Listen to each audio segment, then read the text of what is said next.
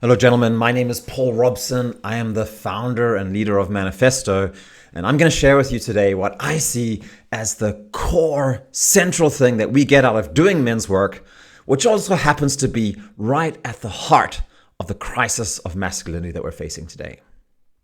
So, through doing this work, running the European Men's Gathering and running hundreds of men's groups throughout the last 8-9 years, I've seen that we have lost our ability to distinguish between two core sets of values. The first is bravery, courage. We can't distinguish that from arrogance and pride, and we confuse them together. And on the other side of the continuum, we keep on confusing humility and compassion with timidity and cowardice.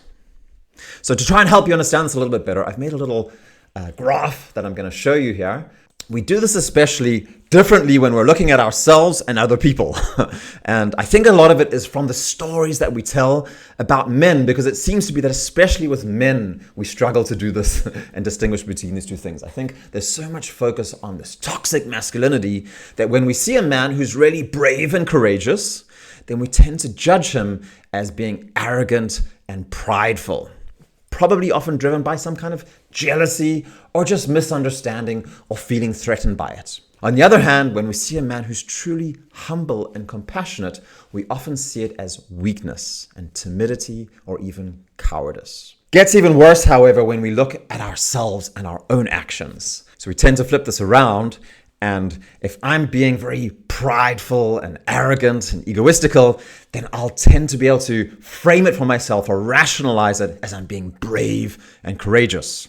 On the other hand, if I'm being very timid and cowardly, then I'll be able to convince myself and tell myself that no, I'm actually being humble and compassionate towards other people. A good example of this is if I'm regularly going out onto social media and telling everybody what the solutions to the world's biggest problems is, what the president of the United States should be doing in this situation, how to solve climate change, what to do about immigration, all this kind of stuff, whatever it is, this is normally coming from a very prideful, egoistic place of me thinking I know all the solutions and my job is to tell the whole world to do that, when I'm probably just fanning the flames of polarized discussion on social media. It's not actually, if you're not actually an advisor to the government or something like that, or actively involved in solving these problems, you're probably just outside of your sphere of influence, and you probably need to be concentrating more on like what's more close to home for you and in making your own home peaceful and figure out how to resolve the difficulties and conflicts and different problems there before you're trying to solve them on a geopolitical international level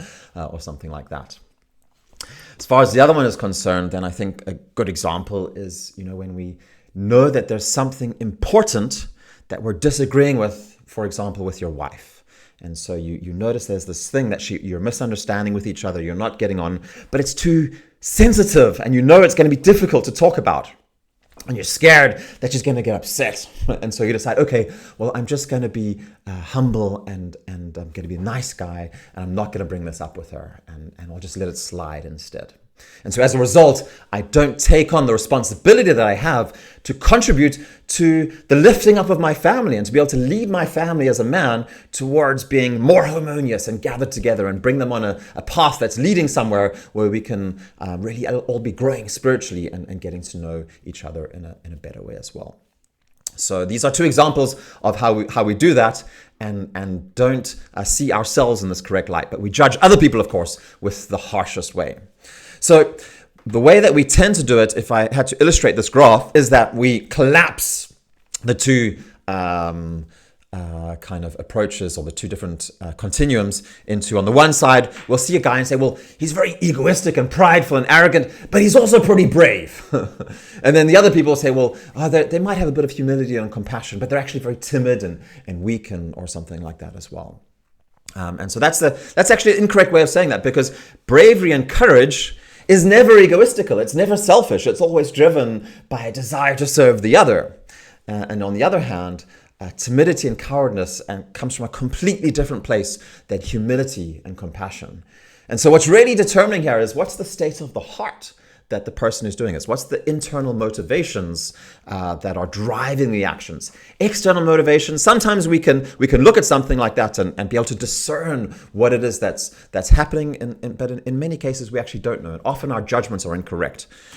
So a correct way of collapsing these two things is that to understand that bravery and courage actually go hand in hand with humility and compassion.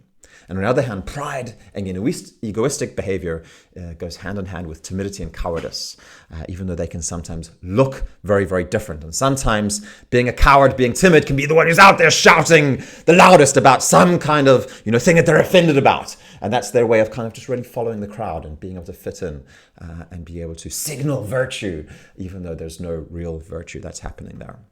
So being able to discern these things is something that takes a lot of time and wisdom.